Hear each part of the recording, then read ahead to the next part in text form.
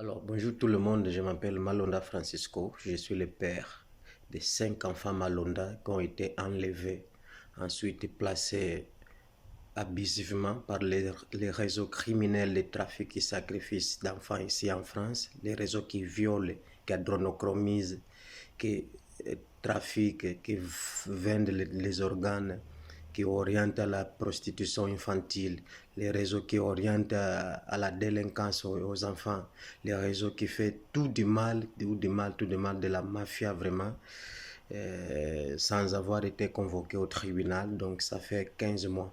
Parmi ces 5 enfants-là, il y a ma fille qui a 5 ans, a été violée pendant plusieurs mois avec la complicité totale de l'aide sociale à l'enfance qui avait placé ma petite fille chez MSC célibataire. Et au même moment, ils déscolarisent l'enfant pour rendre bien efficace leur couple. Donc ma petite a été déscolarisée. Je vous précise aussi que j'ai mon garçon, mon fils, qui a 13 ans et porte disparu depuis la date de l'enlèvement. Donc c'est ça la situation de la famille. Alors dans cette petite vidéo, je vais vous annoncer qu'hier, 21 septembre 2023, j'ai souffert un attentat. Je m'explique.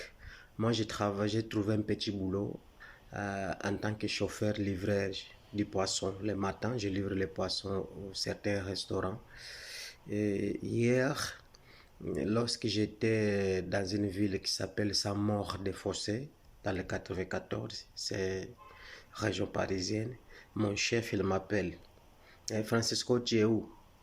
Moi, je lui ai dit que j'étais dans la ville où je me trouvais à cette époque, à ce moment-là. Il me dit qu'écoute, je viens d'avoir une information, je viens d'écouter une information. Toi, tu as fait un accident, tu as projeté un enfant qui va mourir. Tu as fait un accident, mais qu'est-ce qui se passe avec toi? Est-ce que tu n'as pas regardé, tu n'as pas vu l'enfant? Moi, je l'ai dit tout de suite, chef, c'est où cet accident-là? Il est où? C'est dans la ville de Nogent-sur-Marne. C'est toujours dans les 94. Et moi, je l'ai dit tout de suite, non, chef, c'est faux. Ça, c'est la projection, c'est le coup monté par les réseaux là qui trafiquent d'enfants. Comme ils veulent à tout prix me faire du mal, ils veulent me tuer, ils veulent me faire taire. Parce que je suis en train de dénoncer les crimes violents auxquels nous sommes victimes ici en France. Donc, c'est faux, chef. Premièrement, moi, j'ai mon permis de conduire.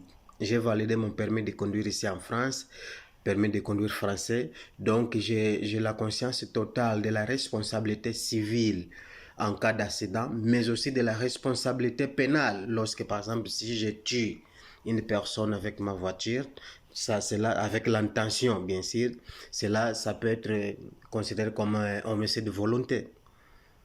Homicide volontaire plutôt. Donc, je n'ai pas fait un accident quelconque, mais surtout, j'ai dit à mon chef, j'ai dit tout de suite à mon chef, grâce à Dieu, Dieu m'aime vraiment, parce que cette ville-là que chef vous dites, moi, je n'ai pas passé dans cette ville hier. Aujourd'hui plutôt, comme parce que l'appel c'était hier. Je dis à mon chef que je n'ai pas passé dans cette ville. Normalement, je passe sur cette ville à chaque fois que j'ai fait le trajet. Mais hier, soudainement, je ne sais pas, c'est Dieu même qui n'a pas voulu que les projets macabres là s'effectuent vraiment par ces réseaux-là, vraiment qui veulent me faire du mal à tout prix. Hier, normalement, je passe par cette même ville, Nogent-sur-Marne. Mais hier, je suis arrivé dans un moment, tout à coup comme ça, comme si quelqu'un qui a dévié mon volant, je entre dans un autre chemin où il n'y avait même pas la population, il n'y a même pas de passage piéton, il n'y a rien de tout. Après, une minute après, je me suis dit moi-même, oh, mais pourquoi je suis venu ici? Sans savoir finalement, c'est Dieu qui a dévié ça. C'était la grâce du Dieu, c'était la grâce aussi de tous nos ancêtres méritants, mais aussi c'est la grâce de vous tous que vous me soutenez, parce qu'à partir du moment que vous compatissez avec notre douleur, avec les injustices que nous subissons, automatiquement ça devient une grâce pour nous, une malédiction pour les criminels là. Donc, je l'ai dit tout de suite, non, moi je n'ai pas passé dans cette ville.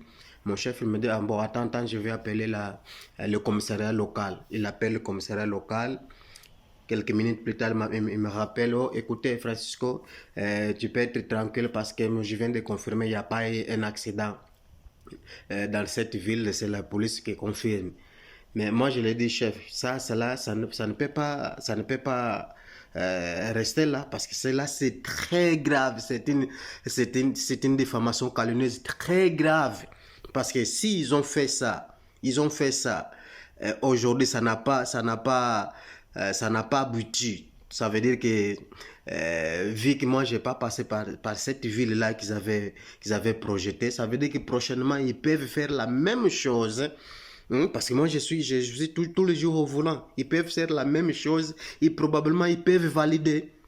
Parce que même la police là qui a confirmé que non, il n'y a pas eu un accident. Si j'avais dit certainement que moi j'ai passé par cette ville, automatiquement ils allaient valider même que c'était vrai. Même la police, par certaines polices sont des complices dans ces réseaux-là.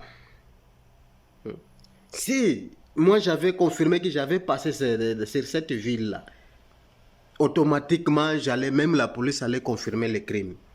Donc, et aujourd'hui, je me suis dit non, aujourd'hui le 22 septembre, je me suis dit non, il faut que j'aille au commissariat de la police pour aller porter plainte parce que cela c'est très grave.